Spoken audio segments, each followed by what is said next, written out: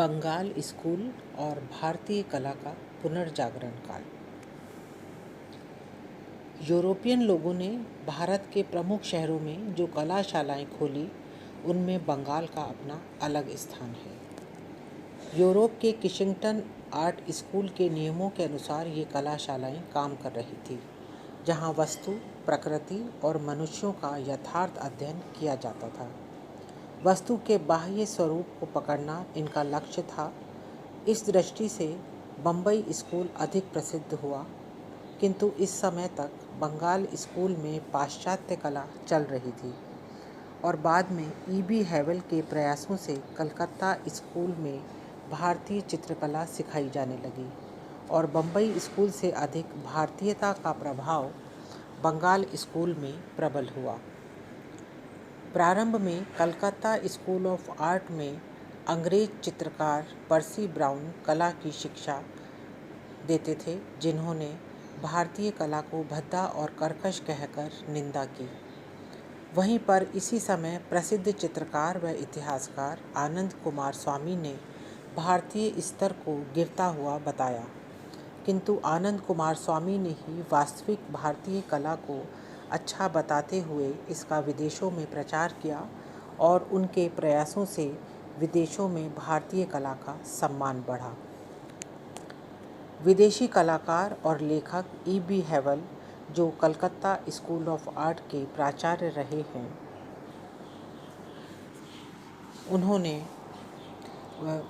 अंग्रेज़ों से भारतीय कला सिखाने की अनुमति ली। कलकत्ता में उनकी भेंट टैगोर परिवार और कलाचार्य अवनींद्र नाथ टैगोर जी से हुई। अवनींद्र नाथ जी स्वयं यूरोपियन, चीनी, जापानी व भारतीय चित्र शैलियों के मर्मज्ञ थे। उन्होंने भारतीय परंपरा में एक नई वॉश शैली का निर्माण किया।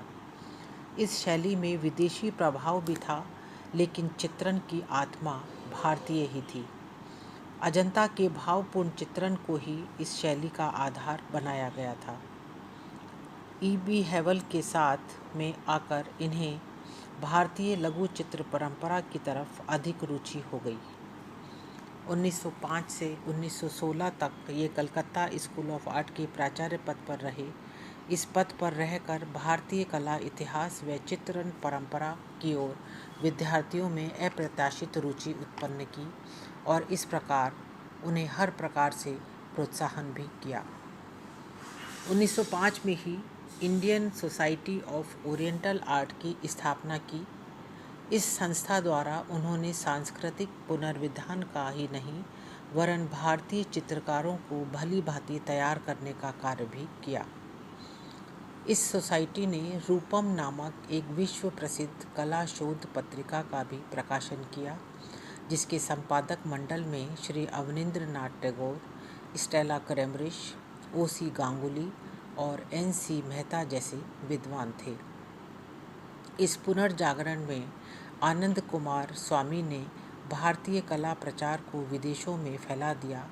इस प्रकार कलाचार्य टैगोर, ई.बी. हैवेल और कुमार स्वामी के प्रयासों ने विदेशी प्रभाव से मृत भारतीय चित्रकला में नए प्राण फूंके। इसी कारण इसे पुनर्जागरण काल की कला कहते हैं। भारतीय चित्रकारों को ई.बी. हैवेल के प्रयासों से विश्वास नहीं हुआ, क्योंकि ई.बी. हैवेल विदेशी थे। किंतु समय के साथ साथ ई.बी. हैवेल के प्रयास करके अजंता व लघु चित्र व लोक शैली को अच्छा बताते हुए उसके अनुरूप कार्य करने के लिए चित्रकारों को प्रोत्साहित किया। इस समय कलकत्ता स्कूल ऑफ आर्ट में अवनींद्र नाथ टैगोर ने ई.बी. हैवेल की प्रेरणा से भारतीय कला की ओर ध्यान दिया और अजंता व लघु चित्रों को ध्यान में रखते हुए भारतीय चित्रण पद्धति से चित्र बनाने लगी और कलकत्ता स्कूल ऑफ आर्ट में एक नई जागृति आई और कई कलाकार भी सम्मिलित हुए। इसी कारण इसे पुनर्जागरण की कला कहते हैं।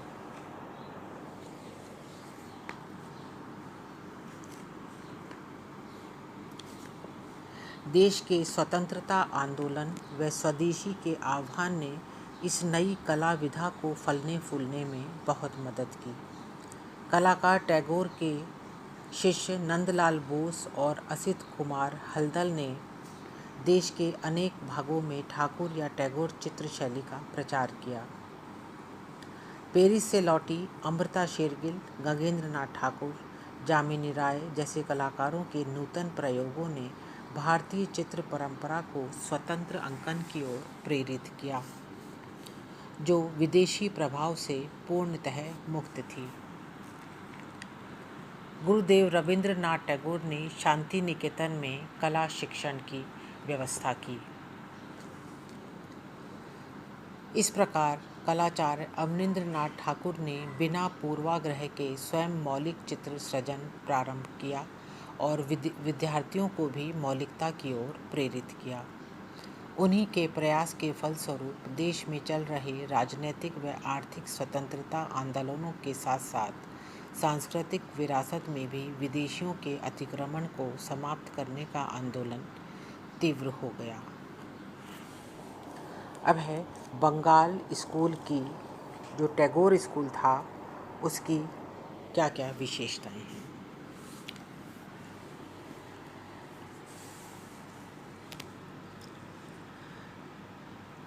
बंगाल स्कूल की शैली सरल व स्पष्ट है। यहाँ के चित्रों में रेखांकन के महत्व को पुनः प्रतिष्ठित किया गया है। रेखांकन के महत्व को बंगाल स्कूल के कलाकारों ने पुनर्जागृत किया और चित्रकृतियों में गति लाने, प्रकृति का रूपांकन तथा चित्रों में लय आदि के पूर्ण विकास के लिए स्केचिंग को अपनाया और इसी के फलस्वरूप शिक्षक, विद्यार्थी और स्वतंत्र कलाकार खुले वातावरण में जाकर प्रकृति, पशु पक्षी, स्त्री पुरुष, जलचर, थलचर आदि सभी के गतिमान स्केच करने लगे। इससे पूर्व इस प्रकार की प्रथा का भारत में प्रचलन नहीं था।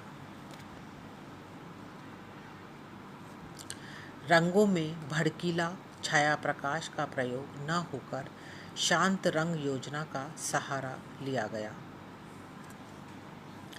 इस समय वॉश पद्धति को बंगाल के अधिकांश चित्रकारों ने अपनाया। चित्र में सीमा रेखा कर रंग भरकर कागज को पानी में डुबोकर रंगों को फिक्स किया जाता था और इस प्रक्रिया को बार बार दोहराकर चित्र को पूर्ण किया जाता था। इस प्रकार जल रंग प्रयोग करने के बाद इस चित्रण परंपरा में चित्र जब पूर्ण हो जाता था तो वह वाटरप्रूफ बन जाता था।